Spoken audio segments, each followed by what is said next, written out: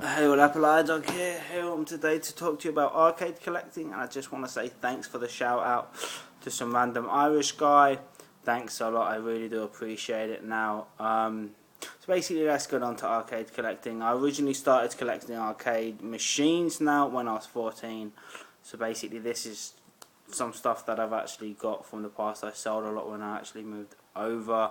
But I originally started off with a Mortal Kombat 1 arcade machine, and then about 2 weeks later I got a Neo Geo MVS 6 slot big red 21 inch, which is sexy. But I was just basically doing a bit of cleanup because of the fact that I'm thinking of getting rid of some of my stuff, and I just came across some arcade games that I still have now, and basically my Super Gun, I'll get onto that later what the Super Gun is. Basically it got lost in a package when I was actually moving, but this is basically what I've still got, just to show you. I've got the beautiful CPS2 machine of Super Street Fighter 2 new challenges. Now the great thing about CPS2 is they look very, very sexy, and they've got their own little fan. Now they are huge, but I just love, I used to collect quite a few of these back in the day, and it was just fantastic booting these up into my machine, you know. They come in two parts now, an A and a B part. Just to let you know that the grey version, it's actually the Asian version. So basically with Super Street Fighter 2, it would have all of the bosses' names as the American style names instead of the Japanese names. Basically the grey boards are Asian. You get blue, which is American, and then you get green, which is Japanese.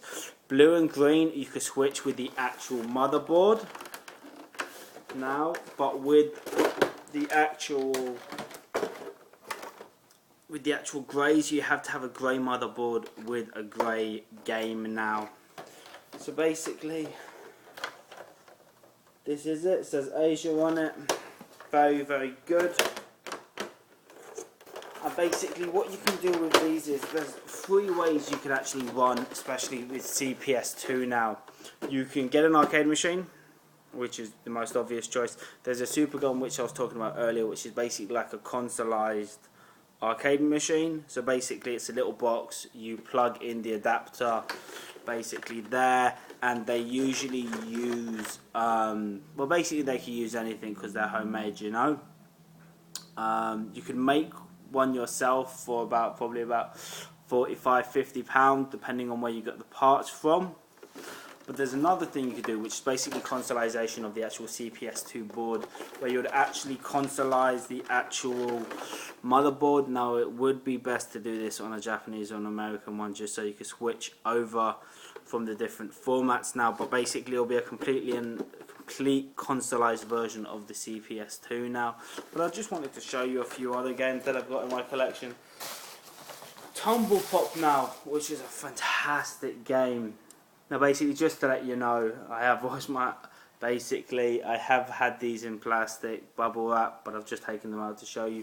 So basically this is a much smaller board compared to the actual CPS2 now. And Tumble Pop, if you don't know, it's a lot like Bubble Bobble, Snow Brothers, etc. But basically you are Ghostbusters. No, the Ghostbusters, but your Ghostbusters sucking up ghosts with vacuums, basically. Made by Data East. Very, very good. So that's one of my boards. I've also got probably one of the coolest things ever if you're a fighting fan. It is Street Fighter 2 Rainbow Edition.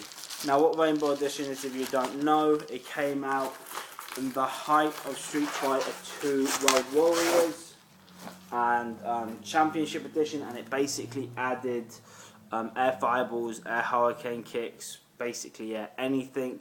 You could also do Hadoukens with every single character. Say with Blanka, if you did the electricity, a Hadouken will come out, etc. Now there are quite a few revisions of this, obviously, because it is a bootleg board. Like there's one where if you do a Dragon Punch, basically 9 Hadoukens would come up and stuff like that. It is a lot of fun, and it is fun, but it is cheap as hell. One other cool thing about this is if you select Zangief, you press start, you'll be Ryu next. So basically you can just toggle between who you actually want to play. This is said to be one of the main reasons why in Street Fighter 2 Turbo you could do the air hurricane kick, and basically the game was just a lot faster. So it's a nice board there. And also, one of my last ones from my collection, still coming over, is Super Dodgeball by Technoso Japan. Basically, Super Dodgeball is a dodgeball game made by the guys that made Street Gangs in Europe, or the River City Ransom in America. Now, very good games. And even Nintendo World Cup on the NES, very good game. I do highly recommend getting it. But yeah, this is basically Super Tumble Pop. Now, I've gotten quite a few people asking me about MAME cabinets. Now, I personally think that MAME isn't that good. I don't want to go into a rant now just because I don't want to be one of those people. But it's just the fact that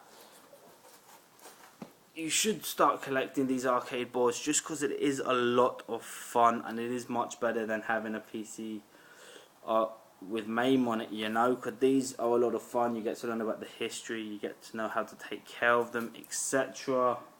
And it's just really fun collecting them now, you know. Like, and I mean, you can get a Super Gun, as I said, for really cheap, and even arcade cabinets now are really cheap as well, you know. And it's just a lot of fun, because I mean, MAME, I don't understand the point of MAME, you know. It's just, you know, why collect console games, but then when it comes to arcade games, you're like, oh fuck it, I'll go to MAME, you know. It's just a disgrace to the actual arcade scene, in my opinion, you know. So buy arcades, they're fun. Anyway, hope you liked that, and there'll probably be another review of something. I know I did say I'll do Sumari about 2 weeks ago, but we'll see where that comes, alright? Maybe I'll do something else, but anyway, hope you enjoy.